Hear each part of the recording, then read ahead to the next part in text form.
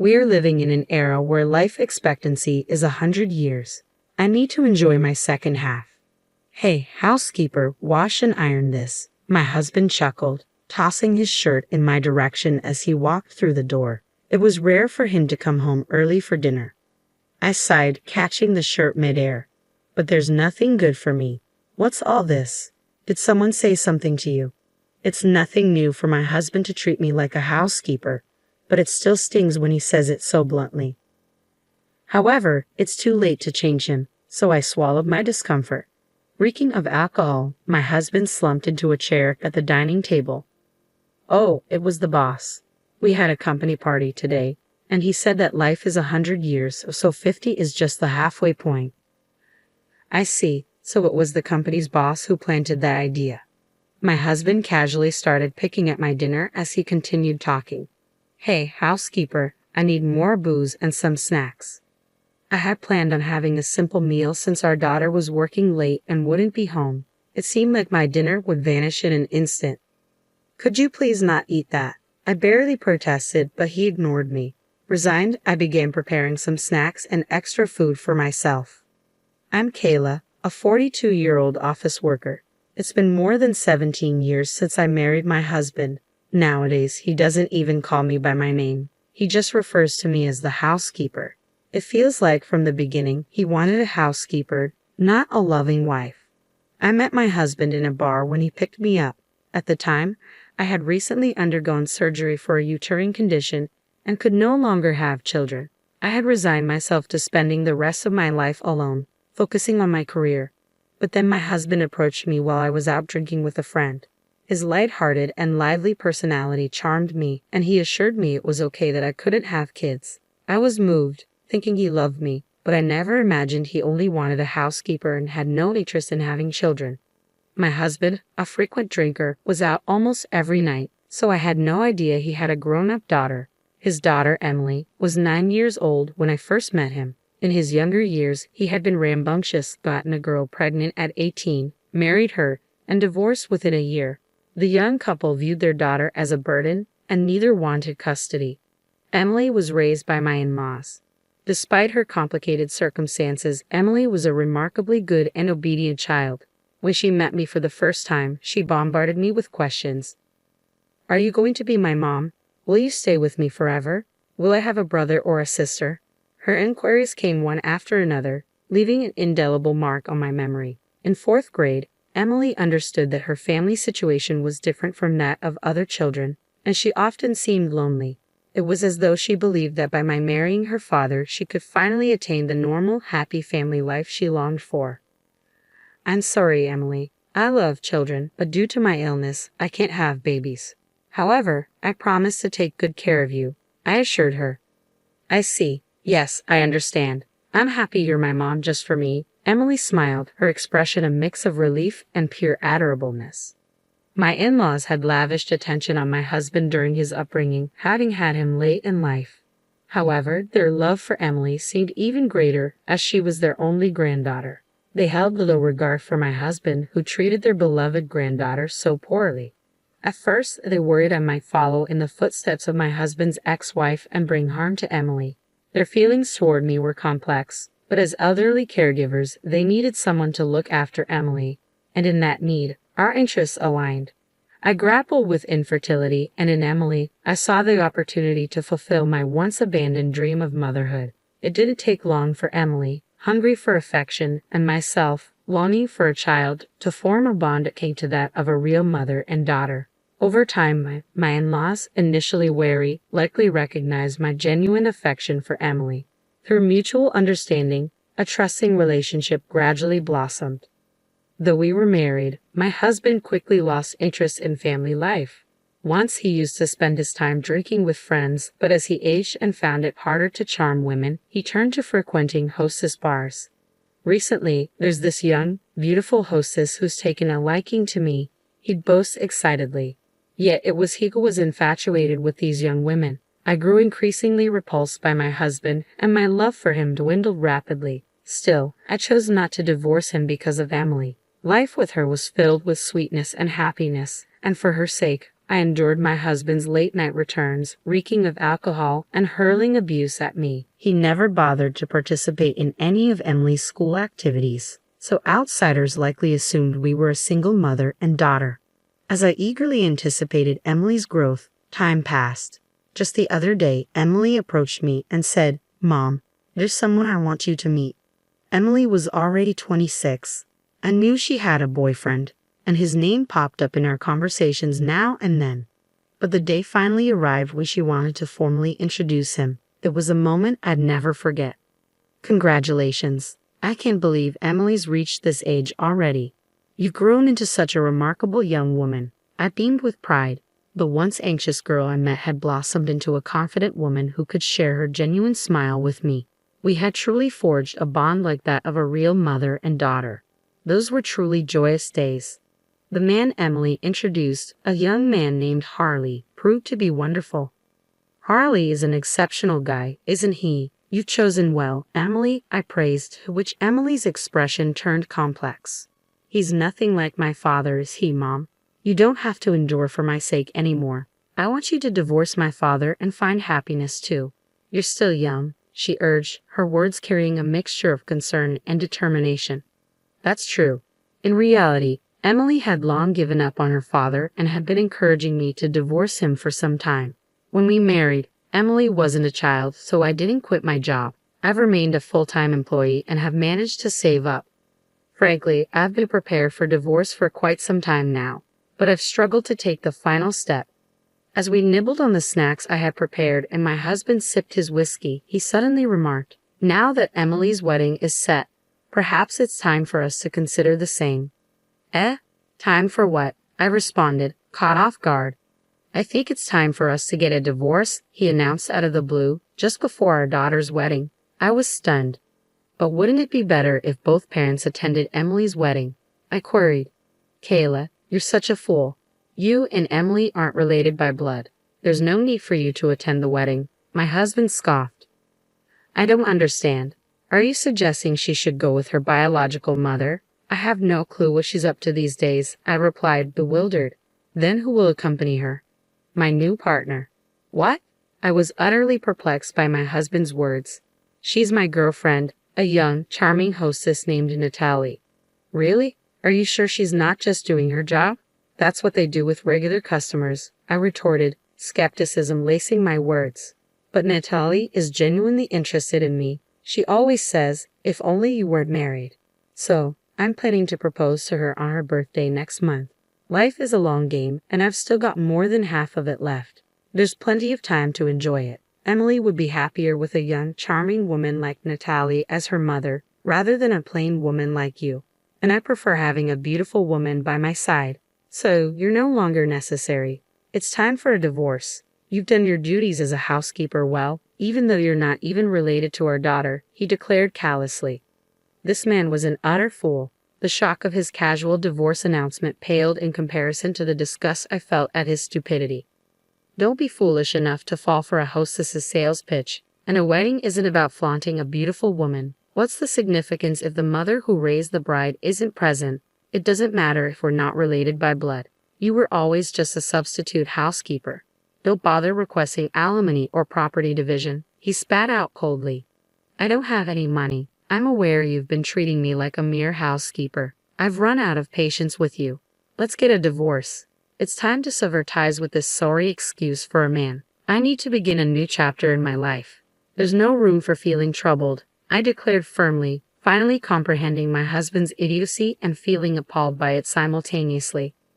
"Very well, it's settled. I'm not heartless. You can remain here until Natalie moves in, on the condition that you continue to handle the household chores," he conceded. "Fine," I replied tersely. And just like that, our divorce was decided.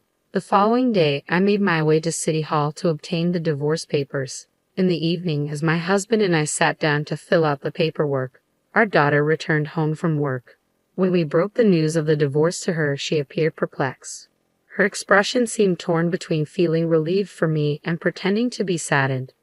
"What about my wedding? It would be awkward if both of you were there." "It's okay if only Mom attends, right?" Emily casually remarked, her words stinging, though my husband, oblivious to the hurt, assumed his presence was expected. Don't fret, Emily. I'll bring the young and charming wife with me, he responded, oblivious to the hurt he caused. Emily discovered her dad's absurd declaration. What?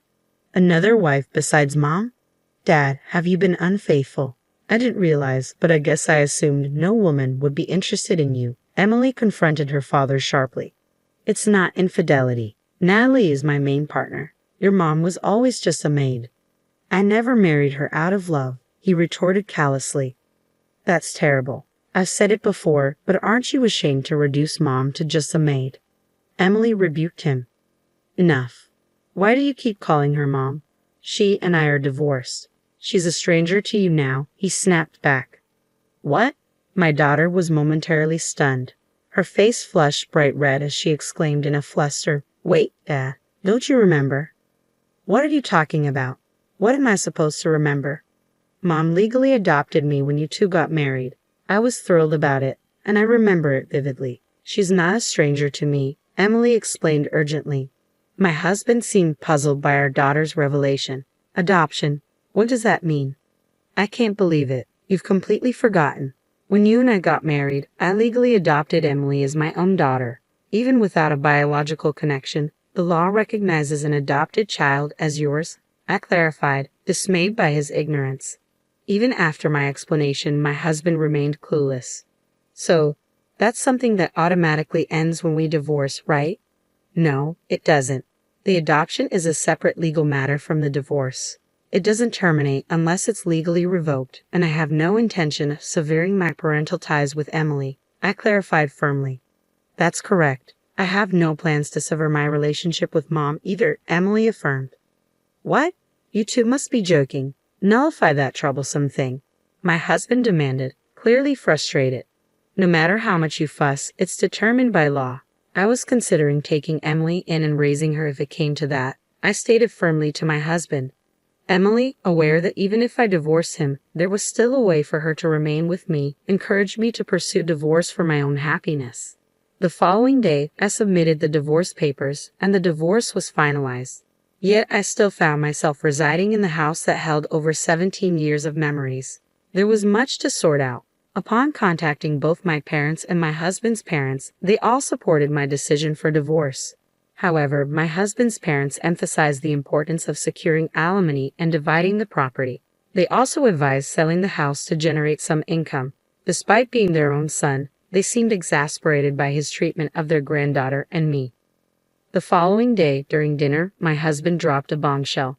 Hey, I've decided to remarry you, he announced out of the blue. Emily and I exchanged wide-eyed glances. What? I exclaimed, completely taken aback by his sudden declaration. There was no sign of that young and charming Natalie at the bar today, my husband explained curtly. Emily and I exchanged puzzled looks, awaiting further clarification. Turns out, she quit her job and disappeared. My husband continued to repeat variations of the same explanation, but Emily and I began to piece together the situation. It seemed that my husband's belief that he was adored by a young woman was nothing more than a figment of his ego. Emily was the first to burst into laughter, and soon, I couldn't help but join in. Dad, Emily was laughing so hard that tears streamed down her face. Well, is that so? I couldn't help but smile, at a loss for words. Though I had no idea who Natalie was, seeing my husband looking downcast was strangely satisfying. It's no surprise a young girl isn't seriously into a middle-aged guy like you. She probably never even considered you in the first place, Emily chortled, her laughter infectious. Emily's laughter seemed to enrage my husband. Emily, how dare you speak to your father like that? Natalie was going to become your mother. I already have a mother, and I don't need a father, Emily retorted, her laughter fading into a smirk. My daughter didn't back down either, and I struggled to stifle my laughter. What a disgraceful child. Kayla, it's your fault for raising her like this. My husband lashed out, aiming his misplaced anger at me. Mom's not to blame, Emily shot back, swiftly coming to my defense. I couldn't help but smirk at her boldness. Why would I listen to someone who never played a role in raising our child? And when things go wrong, you blame me. You've always treated me like your housekeeper. There's no way I'm remarrying someone like you. I made my stance clear to my oblivious husband, but he remained adamant. But you never said anything until I brought up divorce, did you? You never had any complaints. No, all I have for you were complaints. But for Emily's sake, and because it seemed too troublesome, I didn't pursue divorce, I admitted. Initially, it was because Emily longed for a family with both parents. But after Emily gave up on having a father in her life, I somehow became accustomed to your emotional abuse. Finally, I realized I had to end this toxic relationship. Well then, why don't we remarry for Emily's sake? If you're not around, who's going to take care of me? My husband suggested, attempting to sway me. Dad, I can't believe you. Who would want to marry someone who says that? Emily interjected, her disbelief evident. Ignoring Emily's protests, my husband persisted. Think about it, Kayla. Emily's building a new family. There's no point in us remarrying if Emily is not there, I countered firmly. Aren't you worried about being alone in your old age? If we're married, you'll at least inherit some of my wealth, he argued. I couldn't help but snort at his statement. Wealth? You don't have any savings, do you? I knew all too well that my husband, who spends most of his income recklessly, had no savings to speak of. Even if I don't, my parents do, don't they? They even have their own house, he retorted defensively. As expected, my husband was banking on inheriting from his parents, but he was being overly optimistic. The thing is, your parents are considering leaving their wealth to their granddaughter Emily, not you. They've even been consulting with a tax attorney about it, so I doubt much of the inheritance will come your way. Actually, I was the one who connected them with that tax attorney. I understand my in-laws' intentions quite well. What? My husband's expression suddenly fell. Kayla, you used to love me, didn't you? You won't leave me, will you? I couldn't help but chuckle at my husband's feeble plea. This man truly had a knack for foolishness. Why shouldn't I leave the man who cast me aside, deeming me unnecessary? I don't harbor love for someone who reduces me to a mere housekeeper.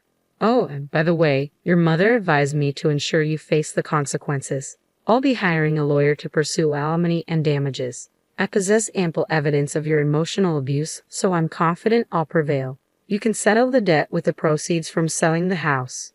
My husband fell into silence at my words. Dad, if you insist on demeaning Mom as a housekeeper, then you should provide her with proper compensation, divide your assets, and then remove yourself from our lives, Emily added sternly.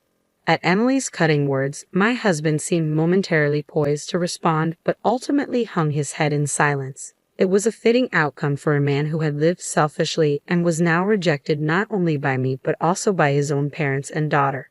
Listen, you're embarking on the next chapter of your life, aren't you? Let's truly bid farewell this time. Following through with our plans, I sold our former home, divided the proceeds, received a substantial sum for alimony, and began living independently near my daughter's residence. Although Emily had kindly invited me to live with her, I declined, not wanting to intrude on her newlywed bliss and preferring to relish my own peace and solitude. Thanks to his father's connections, my husband found himself living and working on a construction site somewhere. As for his current whereabouts, I have no clue. The catalyst for our divorce, my daughter's wedding, saw me and my in-laws in attendance, but notably absent was my husband. When I received a heartfelt letter from the bride expressing gratitude, saying, "Thank you for raising me like a real mom," tears of joy streamed down my face. I felt a sense of relief knowing I had successfully seen my daughter off into married life. Finally, genuine happiness was within reach, and each day held the promise of true enjoyment.